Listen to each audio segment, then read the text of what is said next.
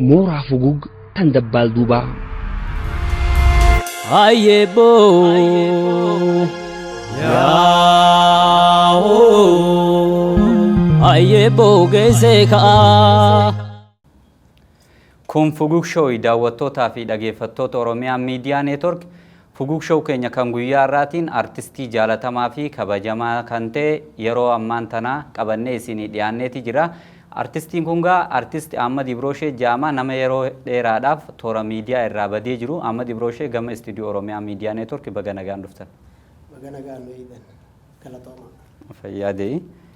Kallattumaan gama interview keenyatti dabarraa artist Ahmad Ibrosheedha. Gama hojii artiitiitti akkamitti seenuu dandeessan?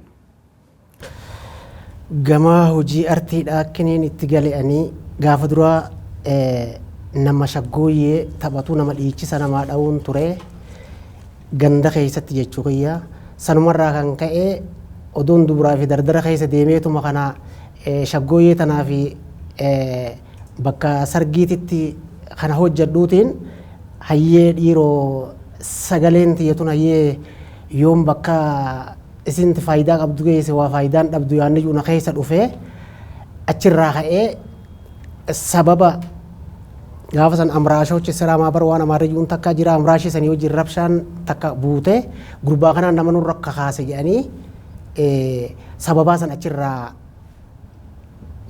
magaalaa achirraa baqachuu danda'e namni achitti wal dha'ee achirraa baqachuu danda'e eegan baqadhee booda gaaran ture eegan gaara ture booda gaara san keessaa manguddoo na deebiftee hogga manguddoo na deebiftummas gumaa namoota kanaa kafalaa yaadayyuu ka'een achiin badee jijjiga dhaqee jijjigarraa qabanii na deebisan ammaas akkasittiin dhufee as dirree dhawaa tana seenee abdii qophee jira gaafa rabbi mataa godhuu fi abdii qophee bira dhufee abdii qophee kam nagoota yaadayyuutti dheeyse kitaaba ba'aa takkaan barreessee deema keessa laalee ay dilli kun waa faayidaan qabu kun kuusuma walii qabdee naan jee hayaate naa barreessin jeeni habbata kanaaf barreessu eegalee takkittuma san qabadheetiin oggusan isaa fi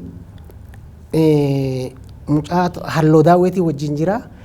Isaan kana jala odoon deemu magaalaa tana keessa gaasilaa magaalaadha waan hin qabu fixadhe. Dhugaa waan hin qabu fixadhe asirraa itti galakkisee Jabuutii kutee Jabuutiin Hargeysa deebi'ee hoggaan Hargeysa deebi'u afaan wallaallaan jara keenyaan argadhe achumaan jara keenya kutee hoggaan jara keenya kutee boodaan san booda gamaaltu hin jirree hojiin biraatu naa baate odumoonni tun na keessaa dhiichifte odumoonni tun na keessaa dibbee tumtuutiin itti tirsinee dhufnee gaa wallistoota qabsoon Oromoo uumtee jira akka Muhammad Sheekaa akka Raayyaa Abbaa Mancaa akka Falmataa Roorroo akka Kiyyaa akka hedduu dhagaa akka Jundii hagan qabu gaa wallistoonni akka Daawwidee akka Tottobaa kanaa wajjin waliin makamne kanaa wajjin hoggaa waliin makamnu gaa namu addaan hiramee hoggaa addaan hiramne nuti hireen teenya ramagan nu buufte arma gatodoo jirruuti sanumarraa utaallee gaa hayyee wallee tanatti ilaalaa gunjuu itti ilaaluu hin dandeenye ammas yeroon shoora harkaadha odoon itti ilaaliin itti dhiisee yeroon inni eeggadha jee itti dhiisee barreessituun itti dhiisee kaaye kana keessattuu gaafa kaan dargiin kekirjee dargiin gaafa kekirjuu ni seennee nutiisi hoggaa seennu sanirratti eega gaa dargiin seene booda dargiin cabe booda hoggaa seennu amma gaa bilisummaa guutuu harkanni gaa yeroo san keessatti afaan Oromoo malee wanni deemaan jirtu achirraa wallee eegale wallee namni na eegalchiise yoo kataatu taate qabsoo Oromooti san dura dadhabeetiin dhiise qabsoo Oromootiin na eegalchiise qabsoon Oromoodha haa galatoomtu akkasi qabsoon Oromoodha akkaan hawaasaa wal baru nagootee qabsoo kana keessa hoggaan xiqqoo bubbuluu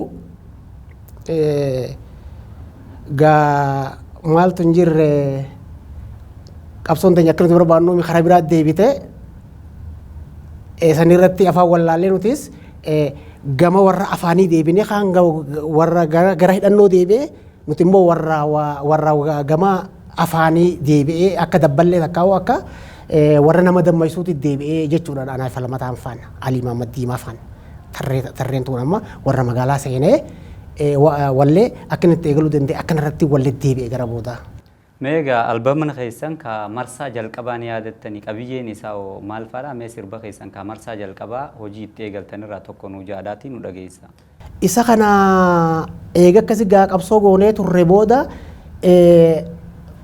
mootummaa taanee mootummaa miti nuun jedhanii nuti nu baasanii EPRDLF paartiin Tigireedha nuti nu baasanii jiinee baadiyyaa kunnee baadiyyaa tana keessa gaamman tana warri moora galee nuti mooratti hin gallu jennee dinnee warri moora galee ni galee warri mooratti hin galee qaqqabamneeti hursoo deemin aadama haruunsa gosanarraa qabamee raayyaa abbaa manjaas ardiimi qabamee umarii alii faaraatis wanni tana keessa qabamee hamdiyaanis wanni qabame asii walitti dhufne hundi keenya hursootti abuunni dhuftee dhufe atis dhuftee dhufe haaya asiin hundi wal geenye amma hoggaan achirraa ba'u qabsaawataa jira gaa akka Abdurrahmaan Qadaadee kana akka Mammat Awaash kana akka Abdallaa Mazagaajaa kana hawwisoota hunda addaan guuratanitti mana nu galfatanii nuti gusan gaa dhumne bara hin jirru qoonqoonis nu fixxe nu nyaachisanii nu obaasanii san booda maal godhan haya gaamma waa'ee wallee kana deebina jedhanii Usmaayyoo nu dura Finfinnee deeme Usmaayyoo fi Alii Mahammad Diimaa eega isaan deeman booda falmataan itti aane ani taraan na geesse. Oggu taraan na geesse ati immoo Finfinnee sin geessu nu dura hin beekamne asuma si daleessiifna jedhanii asuma na daleessiisanii sirbiin gaafa san barreeffadhe huursoo kanatti hedduu nama garaa yaasaan fixe nyaata adda addaati jira nyaata fokkotaa kana garaa yaasaan nu miidhe oggu garaa yaasaan nu miidhu Hassan Aliitii fi Shee Abdurrahmaan Muudaatiitu nama kana akka humaan beeknee ni yaafna jedhanii achi nu dhufan. Kana ogga nu dhufan isaan nu dhufanii guyyaan jimmataa saftii oolanii magaalatti saftii Dirree Dhawaas kutanii alada oolanii isniina dhufnan jedhan. Ani gaafasanii walaloo san barreesse saiftaan fagoo seete borumaa jittuu jira wal bira dhiyaatanii nan daddarbiyyaa garaa obsa calawaa mara ammas yoo hidhamuu baatte yoo dhibamuu baatte akkamiin aanaa kee adda baafte hajuu kanaas gaafasanii dalagee achittiin barreesse namni nuqwan qabu kagaaraa dhufne namni nu laalu hin jiru saniif yoo hidhamuu baatte yoo miidhamuu baatte akkamiin beeytaanaa kee adda baafte tokkicha kana dalageetiin yaa rabbi yoo sagaleen tiyya addunyaarra naa oolte wallahi waan lubbuuti asii kenna jeetiin gaagana aarabee kaniin ganaatti fufuu quban qabu rabbiif hayyama kennee yoo lubbuuti har'a fuutallee naa bareeda jee tokkicha kana dalage tokkichi inni dura dalagee addunyaa irratti Abdurrahmaan Qadaadeen naa maxxanse kana rabbiin tolaa ooluuf isaas akkasi hambaa wal na beeksise akkan irratti hin dalage sirba duraa. Meegaa aartiin Oromoodha gama bahaa kanatti dura biqiltee ataltee Oromiyaa guutuu wal geessee jechuun ni danda'ama. Ammoo aartiin Oromoo bakkuma ganamaa turte san jirti moo sadarkaa maaliitti irratti argamti? Aartiin Oromoodha akkuma naa fi atis waliin beeynutti dura dursa hoggaa asirraa kaate biqilli.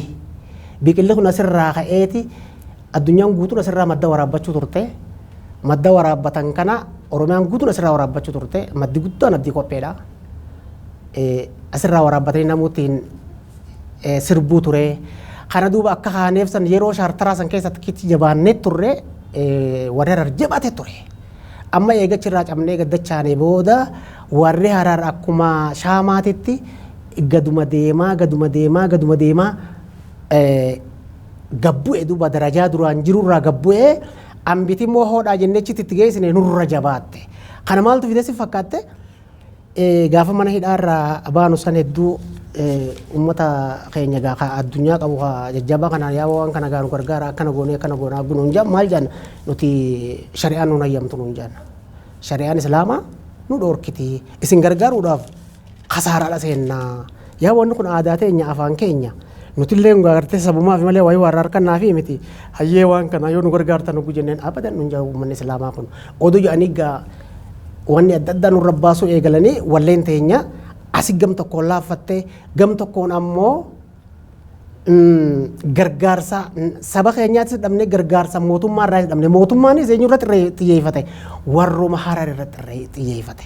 Akkasuma yoo Muusaa akka Aadam Haaruun akka Halloo Daawwee akka Falmataa Roorroo akka Ibroosheedhaa isaanuma irratti xiyyeeffatan maaliif jechoonni nuti dalaynu kun waan keessa beeynuu fi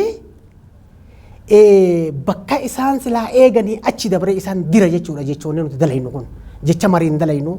Jechi mariin dalaynu kun zaabara isaanitti ba'aa ta'eeti roorroon tunurra galtee mootummaanis kaa mootummaa yeroo san jiru kaa mootummaan ati kun kaa ippidoo gaafa duraa sanii wajjin dhiibbaa nurra godhanii waan afaan kana beekaniif jaruma kanaan nuggattaa'ee uummata nurra kaasaa jira jechaadhaan dhiibbaan kun nurra godhamtee tashari'aatiinis wal fuutee kufnee nuti namaa gadi gaddeebine amma gaa eegammoo gartee silaa mootummaan kun amma dhufe kana silaa maal godhuu qaba barna wallisaa jechuun misaa'ila jechuudha. Misaa'illi qabsoo Oromoo wallistoota. Kana gaa silaa maal ammaan tana maal godhamuu qaba isaan kun laalamanii jarreen gaafa duraa qabsaa'e kun bakka harkachuu qaban jedhanii laaluudha qaban. Isaanis achuma nurra ciqilfatan lafaan hin fuune.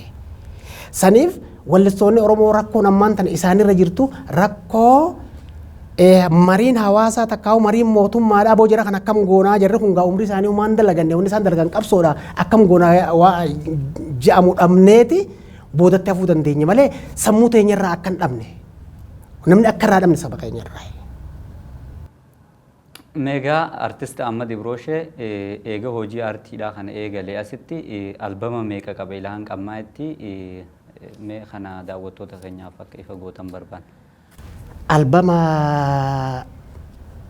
ati 5 hin dhabu kan namaa wajjii malee 4 hin dhabu.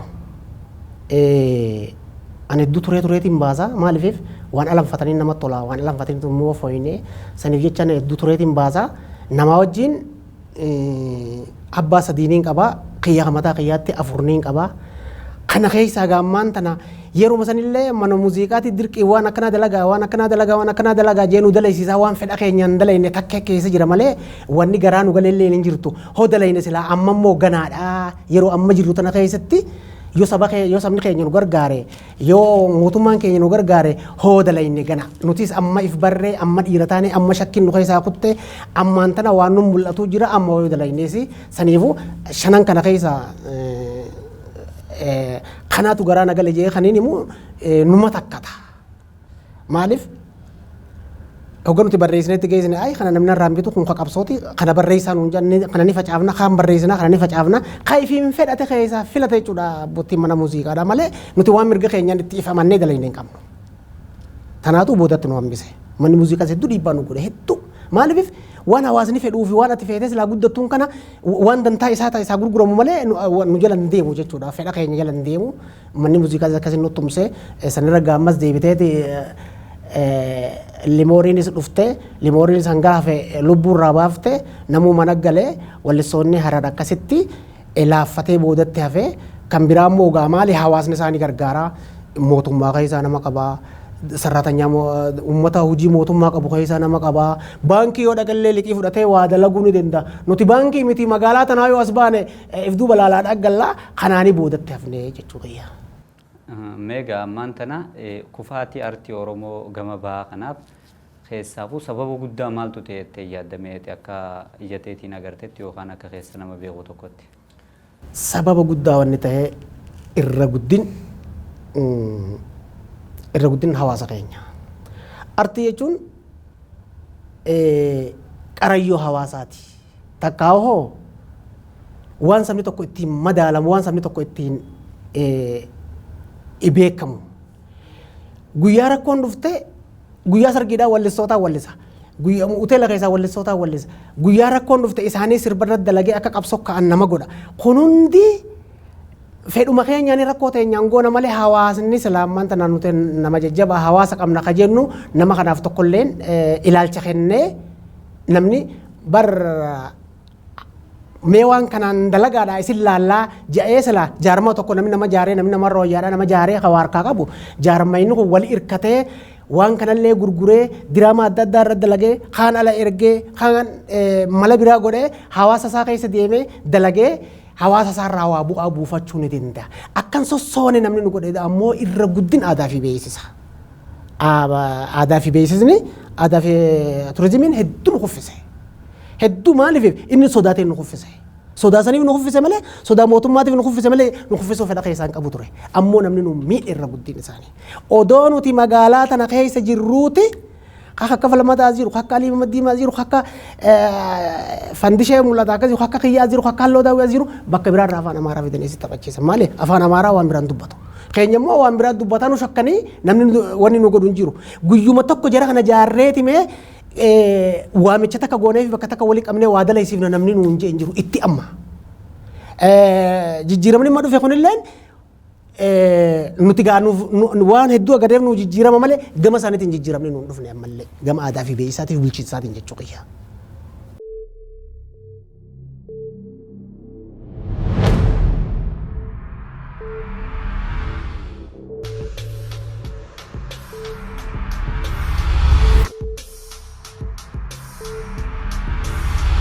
mooraa fugug tan dabbaal duubaa. Ayebo Yao Ayebo Gezeka. Egaa daawwattootaa fi dhaggeeffattoota Oromiyaa Miidiyaa Neetwoork Fugug Show keenya kan guyyaa har'aa akkuma itti fufetti jira hanga xumura sagantaa keenyatti nu wajjin turaa isiniin jenna. Meegaa artistoonni keenya yeroo hedduu haalaan hojjetanii muuziqaa sirboota albama hedduu baasanii garuu hurkaa isaanii kanarraa fayyadamaa ta'an jiran. Akka hurkaa isaanii kanarraa hin fayyadamne irra hedduutti wanni godhe irra caalatti maaltu taa'es akka hurkaa isaaniirraa hin fayyadamne. Barree afaaneetu dura jira moo namaa dura jira jennaan namaa dura jira jennaan nama jiruutu afaan dubbata nama dhalateetu afaan dubbata. Afaan keenyaa yeroo san keessa kabajaan qabu maal artiin jenna. Afaan keenyaa kabaja dhabe. Namni lubbuun teenyaa kabaja dhabde. Namni lubbuun isaatuun kabajamin afaan maal kabajama. Sila amma akkabdi Ibrahim akka Adamaaruun kun sila amma darajaa tanan jiran turanii jarreen kun laffaanii hojjetanii bar liqiif dura nyaatanii. Maaliif liqiif dura nyaatan? Manni muuziqaatis arra hanganatti kenneeti arra hanganatti kennee kasilaa bakka takka dalaysee waa wanni godhu hin godhu liqiitti kennee eegase laqaa isaan fixan booda dalaysiisa. Gana asuma dhaabbatta afaan banteeti mana muuziqaa kana eeyita. Maaliif liqiif dura nyaatta eeysan ol guddatta. Akka haatee sossootee baadiyyaa tana keessa bara yoo waan darree takka haatee amma baandiin takka meeshaa qabaattee haatee kabobbaa'u taate guyyaa tokkotti namni halkan lamaa sadiitti baandiin teenya makiinaa bituu ni dandeessi turte. Asumarraa ol bu'uu hin dandeessu. Hayyamni hin jiru. Hayyama eenyu si kenna? Maaliif nuti shiftoota qalama diimaa nu dhawanii? Maaliif nama akka mootummaa wayyaanee hoftu godhu keessaa waan tokko taaneef fedha keenya waan hin qabneef mootummaan hayyama nuun kennitu nuus hin bobbaaftu nuus hin afeertu nuus hin yaamtu waliis hin beeynu nu beeytus nuun dubbiftu gama isaaniitti dhumne jechuudha. Kana wanni wallisoota keenya boodatti hambise dura dursoo wanni boodatti hambise waan dalaganirraa bu'aa dhabanii liqii nyaachuudha. Sila barboo Abdii Abrahaam sirba meeqa dalagee bara? Khadir Said sirba meeqa dalage? Kanarraa guyyuu tokko bareetti oolee hin beeku. Ilmaan isaatiin waa bilcheessee hin beeku. Liqii hin jiraatu ture. Wanni nu baqachiises irra guddina nama keenya wanni baqachiises kana. Eega waan dalaynu faayidaan qabaanne hayyee baharaa nu nyaatu yennee namni keenya wanni baqateefis irra guddin kana. Saniif artistoonni keenya miidhamtoota gama hojiitti immoo misaa'iloota sigalee qaanqee qabsoo Oromoodhaa tadhaamte itti hafarsanii buufaa isaaniitiin itti hafarsanii qabsoon san guddattee darajaa tana geessee darajaa namni beeku dhiyaatte qabsoon duraan dhaamte. Mallas Zeenaadhaa gaafa riboorii fidu Oromoo bakaasetti Amaaraa bagaazexaa Somaalii babaajet kanaan namiidhe jedhe. Nuti immoo itti gattaa'ee keenya dhabamsiiseeti mana kaasetaatis cufee hundaa'uu cufsiisee harka duwwaa nu hambise Mallas Zeenaadhaa. Kana keessatti hawaasni keenya maal godhuu qaba? Jaarmaya tokko jaaranii artistoota kana jaaranii alaa fi asii wal hiriirree jaarree bara odoo guyyuma tokko asii biyyuma Arabaa tana takka biyyuma Afrikaa tana keessa nu bobbaasanii wanni jennee bara maallaqa guddaadhaan kallaa darajaa tana hin jiru turre. Namni mataarra nu taa'e nuti gabroonfataan guddaan bulchiinsa biyya tanaati. Bulchiinsi biyya tanaa aara nurraa bahe akka gaariitti aara nurraa bahe nu miidhe. Gaafa baacaa dabaleedhaa jiru xiqqisoo maadii sheekhaati wajjin nu hayyameeti xiqqisoo kana sososoonee ilaa machaaraa ilaa saqiinaa ilaa booqee ilaa kana deddeemu turre akka gaarii jiraachuu turre hogguma san baacaa nu garagalchan. Baacaa nu garagalchanii baacaa nu akkana jiru jarri baacaa dhiisee asirraa baafate Keeniyaa galan nuti asitti dirretti hafne. Dirretti hafne odoo guyyuu tokko waa takka hin bilcheessin odoo waa takka hin godhin artistoonni Oromoo manuma ciisee yaa Allaa jedhee rabbummaan nyaachisee as eegee hodhoo sitti gabaa. Kanaan miidhamni keenya. Egaa sirboota ati hojjette keessaa sirba tokko kan keewwanni lakkoofsa 39 wareegamaan dhufee hin seenaffallii gatiin isaa qaalii kaayyoo imaamataa galii fi tarsiimoo jee hundeeffatee sabni cunqurfamoon jiru kana mee sagalee keessan bareedduu kanaan nuu jaadha. Ammoo qabiyyee sirba kanaatis maal akka ta'e achumaan nuuf hima. Keewwanni lakkoofsa 39 keewwanni lakkoofsa 39 wareegamaan dhufe hin seenaffallii gatiin isaa qaalii. Sirbi wanni irratti dalagamuu danda'e dhaabbanni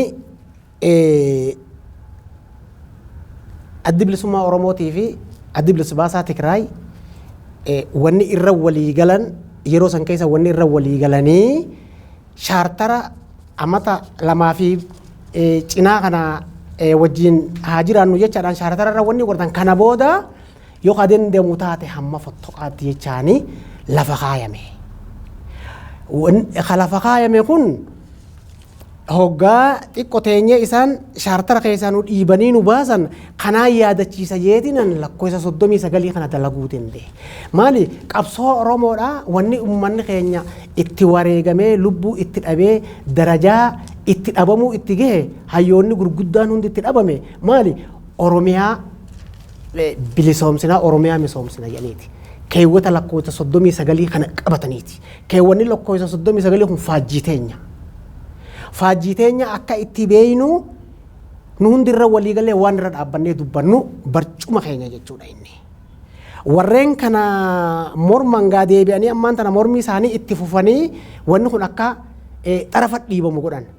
Eega ka xarafa dhiibamu taate nuti waan ijjannoo manaa baaneef hin dhiifnu jechaanii sirba kana anis dalagee sanboodaan qabsoon gaa ammas lammada deebite jechuudha gaaratti. Qabsoon gaaratti deebise maali? Keewwanni kun didamnaani. Keewwanni kun kala fahaanne maaliif didama jechaanii qabsoon lammada gaaratti deebite. San irratti sirba kana dalaguu danda'e. Keewwanni lakkoofsa 39 hedduu bal'ina qaba. Bal'inni isaa maali? Guyyaa higga mangistiin dhaabbattu hoggaa himamee higga mangistiin himamtu sabaa sablammoonni hundi walit jigee akkasi dhiichisanii gammadanii har'a booda namuu ifiin if bulchina jechaanii akkasi gammadanii dhiichisanii higga mangistii taqabbalan. Higga mangistii firra fuudhan dana hoggaa xiqqishoo teenye akkasii miti gaasheen tatnoo jedhe Mallas Zeenaa. Si tatnoo jechuun tun maali jennaan keewwanni lakkoofsa 39 san itti fufuun qabu. Hanga walirra jennee takka wal miidhaan takka dhuftutti walumaan taa'uu qabna. Inni gaafa manaa bahu Tigraay bilisoomsuudhaa bahee duruu bakka tana mi'aa Finfinnee tana keessatti duruu mi'aa harkee mi'aa mootummaa duruu harkee garaan buqqa'u yaadajuu nu keessa dhufe. Namichi kun humnaan seenee humnaan malee buqqa'u yaadajuuni achirraa gaafa san sabaa keewwata lakkoofsa 39 addi bilisummaa Oromootiif namni hundi gara dachee jechuudha. Kana seenaan isaa. Meegaa kufaatii aartii Oromoo keessaafuu biyyattii gama bahaatirra gahaa jiru kana baraaruudhaaf maal godhuu qabna? Akkamiin baraaruun danda'amu ati akka artistii tokkotti waan kana akkamitti agarte? Baraaruun ni jabaatti. Maaliif? Baraaruun ni jabaatti. Maaliif? Hanga sabni keenya dura dursoo mataa wali qabannee jaarmaa kana bakkayyuu jaarree jaarmaa inni jaaramu kun kamaali ka Oromoo ka wallistoota ka diraamaadha waan adda addaa waan dalagu hunda adda adda jaarree jaarmaa kana jalatti artistoonni hundi addaa wal fuudhee hojiin baatee fi hojii hanga hojii mootummaan kun takkaa'u uummanni kun jaarmaa bareedaa jaaree hojiin takka baatutti akkanumatti taa'ee jijjiiruu hin dandeenyu. Maaliif? Silaarraan tana wallistoonni sadii asirraa ka'anii Ameerikaa deemanii waan wayyaan dhufan dalaganii haa hayyamni kennameefi haa yoo Suudii deeman waan bareedduun galan dalaganii san dhabuu Oromiyaa bal'oo tana keessa olii gad deeman dalaganii galan kana dalagaan kun hundi uumamtee hanga artistoonni kun aboonuuf jecha laffa'ee qaanqeeteenyaa isaanii qabsootan asiin gahee eegee isaan qabsootan asiin nuun gahan dhiiga ilmaan keenyaa warri akka bahu godhu isaanii jedhanii lafa nuu kaanii nuti kana waan takka nuu godhanii jaarmaa tokko nu ijaaranii hanga hojii takkarra nu kaane ni jabaatti. Amma fakkeenyaaf yoo kafannu taate kalaa dhufullee baramma manneen adda addaa kennaniifiituma kalaa seenullee fudhateetuma manarra ijaaranii mangisi mana kennitiif. Mee ganda artistoota ganda afran qalloo artistoota mee dirree dhaawatan keessa arge jira hin jiru. Artistoonni kun nama bara 52 irraa eegalee ilaarran garraan tanaa qabsoo godhaa jiru wal dhaalchisaa deemaadhaa jiru. Maaliif dachiin nama biraatiifuu kennamtutuun kennamuufii dhabdee hawaasni Oromoodhaa maaliif calja'a artistoota kanarraa. Artistoonni keenya bara kaan kira galaa kaan mana namaa akka baqattuuti galaa kana eenyuun laaluu qaba. Dillimmaan tana ijaaramee namni biraa keessa galu kun artistoota akkam ijaaramuudha. Birdaatan biyya alaatti seenuu gahaadha ture.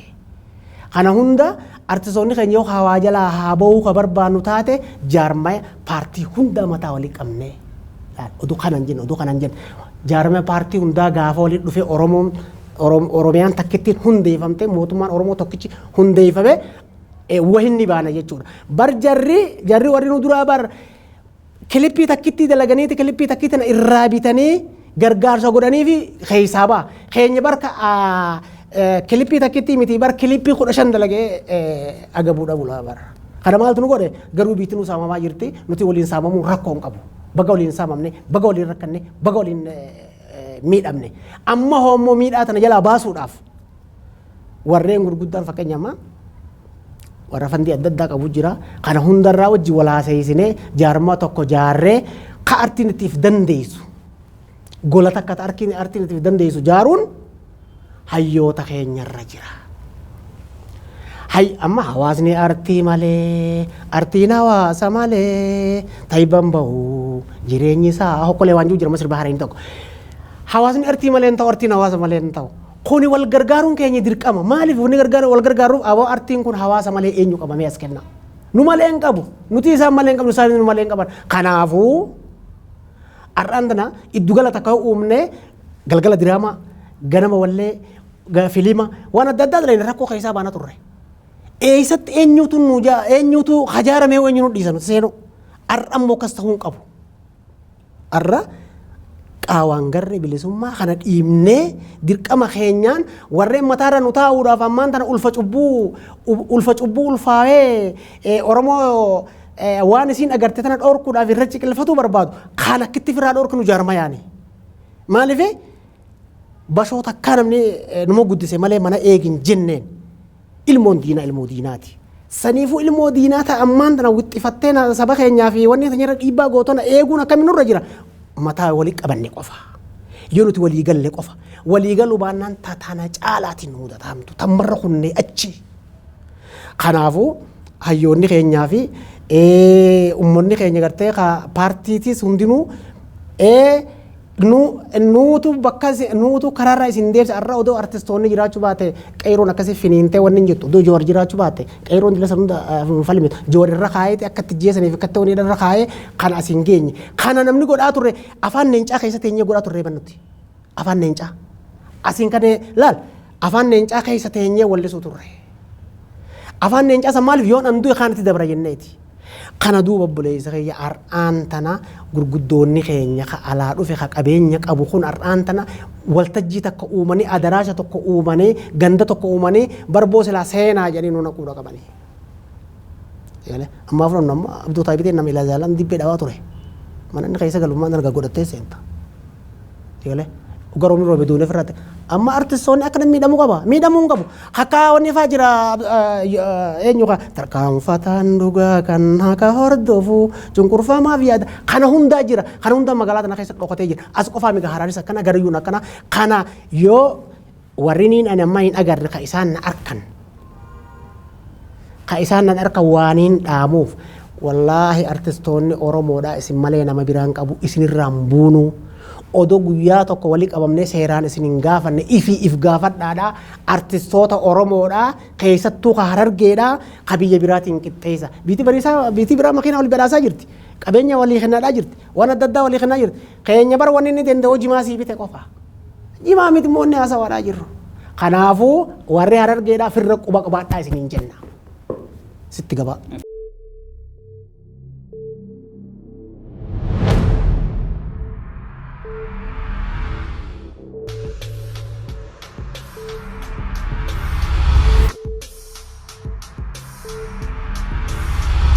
mooraa fugug tan dabbaal duubaa. Ayebo Yao Ayebo geese ka'a